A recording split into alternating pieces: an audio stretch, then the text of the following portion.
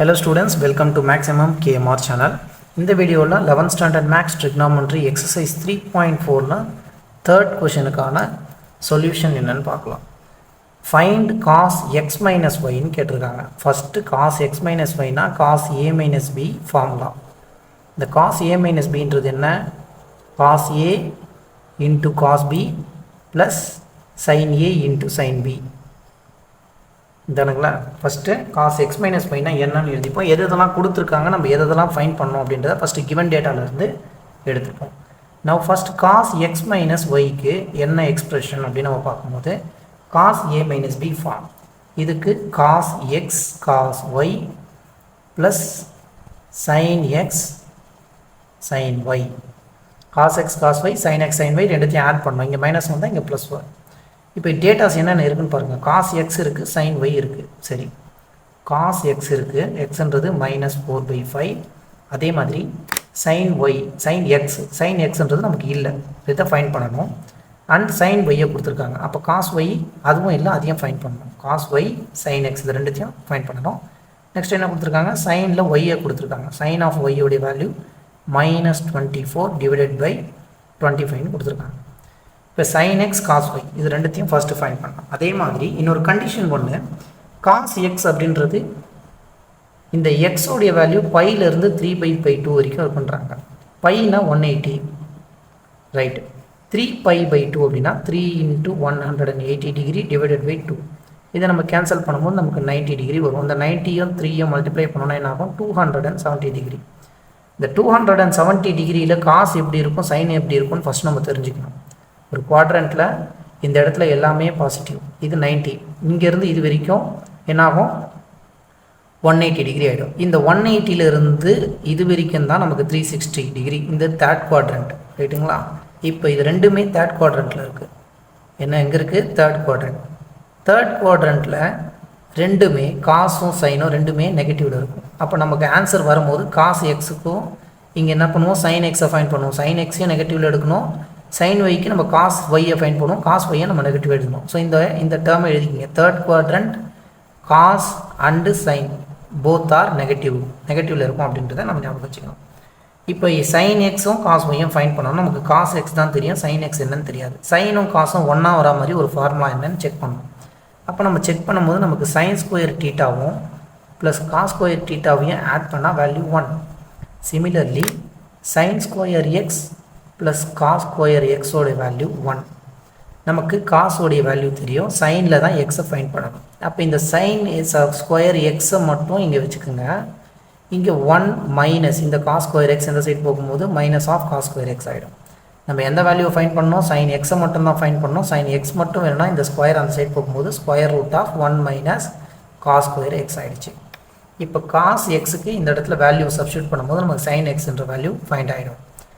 Square ரூட்டில் 1 minus cos square X அப்படின்னா இதை வந்து ஸ்கொயர் பண்ணணும். இங்கே மைனஸ் இருக்குது, ஸ்கொயர் பண்ணும்போது ப்ளஸ் ஆகிடும். 4 ஸ்கொயர் பண்ணோம்னா 16, 5 ஸ்கொயர் பண்ணோம்னா 25.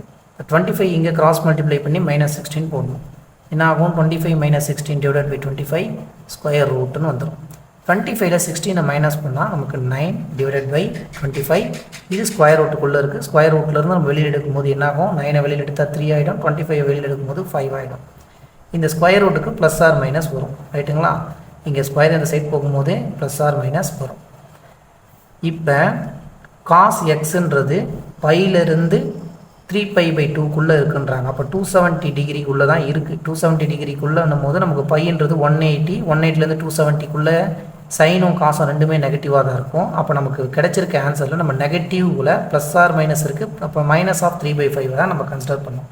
இங்கே -3/5 அப்படி போட்டு பிகாஸ் ஆஃப்ல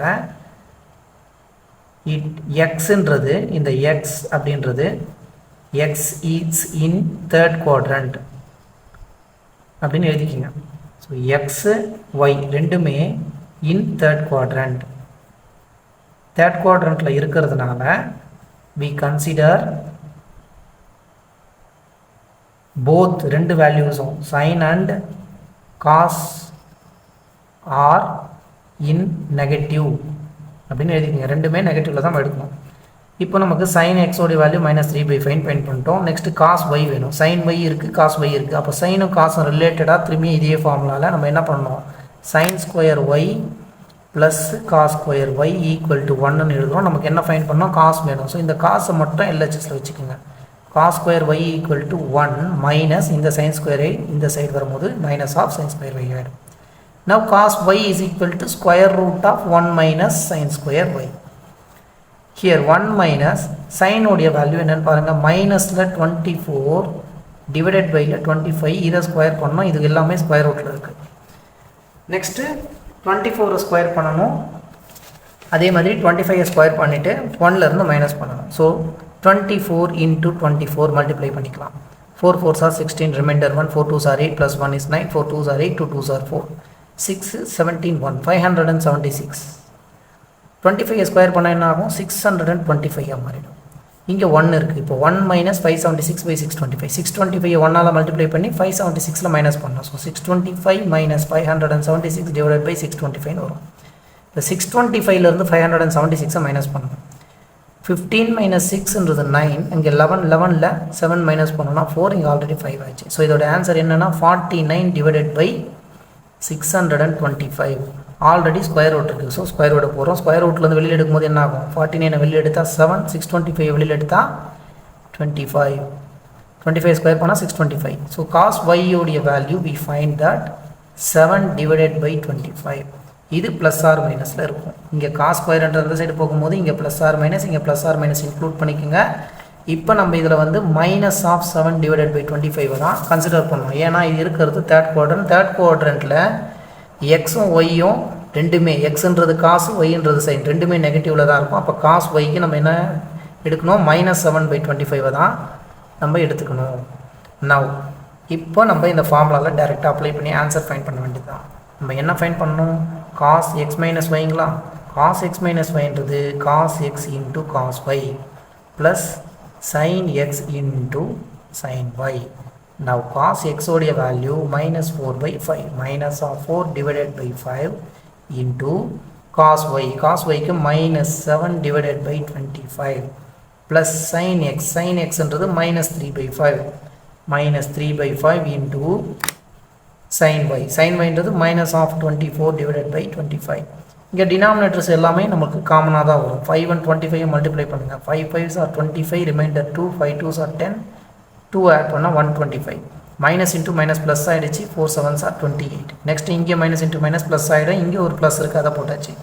3 4s are 12, remainder 1, 3 2s are 6 plus 1 is 7. 5 and 25 multiply பண்ணால் 125. காமனாக டினாமினேட்டரில் 125 எடுத்துக்கோங்க.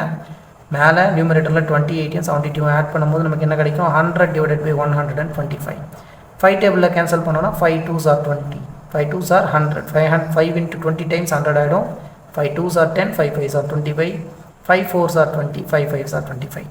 ஸோ ஃபைனலி நமக்கு ஆன்சர் 4/5. அதாவது cos x - y உடைய வேல்யூ பாசிட்டிவில் 4/5. ஸோ குவாட்ரண்ட்டில் எந்த குவாட்ரண்ட்டில் இருக்குதுன்னு சொல்லும்போது அந்த கொஷினில் இருந்து நீங்கள் எதுலேருந்து எந்த ரேஞ்சுக்குள்ளே இருக்குன்னு பாருங்கள். அது எத்தனாவது குவாட்ரண்ட்டில் வருது, அந்த இடத்துல சைனோட வேல்யூ என்ன, காசோட வேல்யூ என்னன்னு பார்க்கணும். இங்கே எக்ஸுன்றது எப்போவுமே காசு தான், ஒய்ன்றது எப்போவுமே சைன் தான். That's it. தேங்க்யூ.